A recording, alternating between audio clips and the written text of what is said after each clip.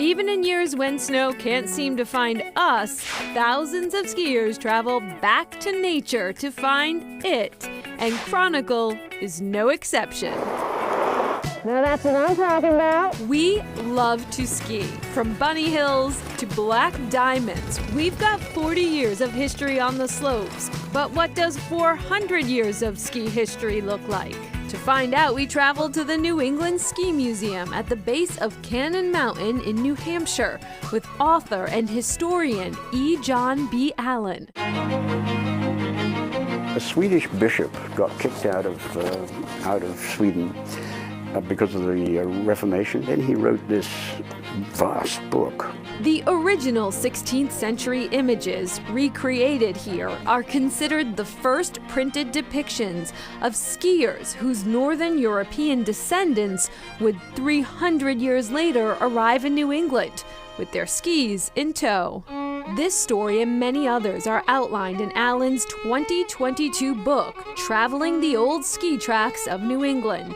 When folks up in Berlin, New Hampshire, started their ski club, it was all Norwegians, and the minutes of the meetings are in Norwegian. It was pretty cliquey for a while.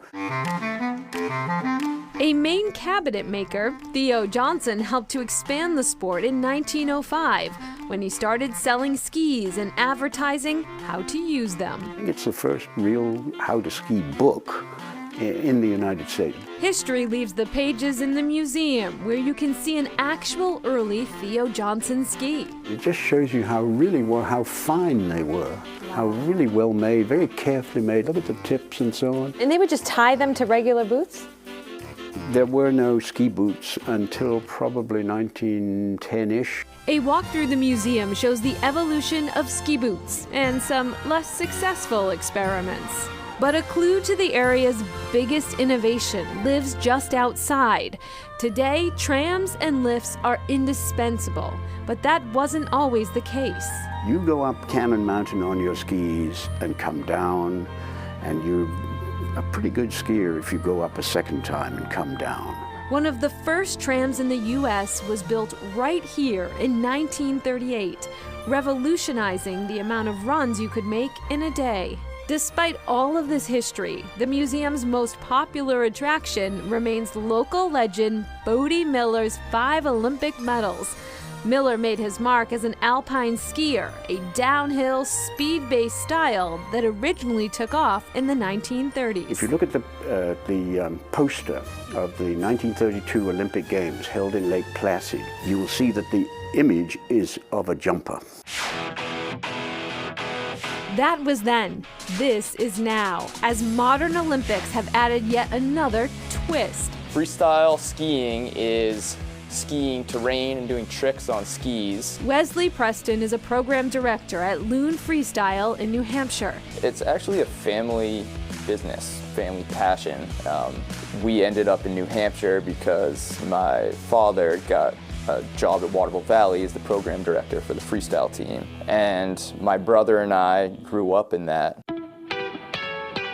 These early days of freestyle skiing were well documented by our sister station WMUR in 2010 when they spoke with Wesley's dad, Nick Preston, about the sport. So the demands of the sport have increased tremendously, and therefore the performance of the sport has evolved considerably. Paying it forward, Wesley now teaches freestyle skiing to the next generation.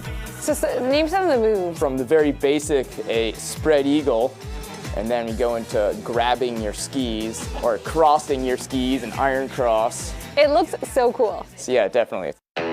Before you can safely pose for a pic like this, you need hours on this.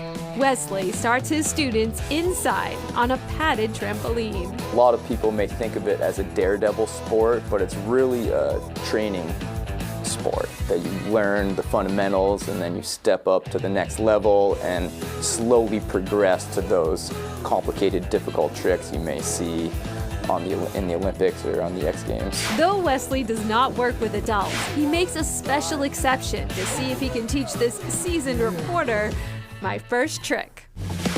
Yeah, and then this is the T-bounce. I feel like I'm in the movie Big. Yeah, yes. All right, I'm ready, Coach. What's next? Okay, You could go for the spread eagle. Spread eagle. Woo-hoo! E. John B. Allen's book, Traveling the Old Ski Tracks of New England, has a lot of fascinating history, including records of early ski hills from Newton to Pittsfield and even an early ski factory. We must put that in quotes, as many early skis were handmade in Concord. Still ahead, meet the Pied Piper of dogs.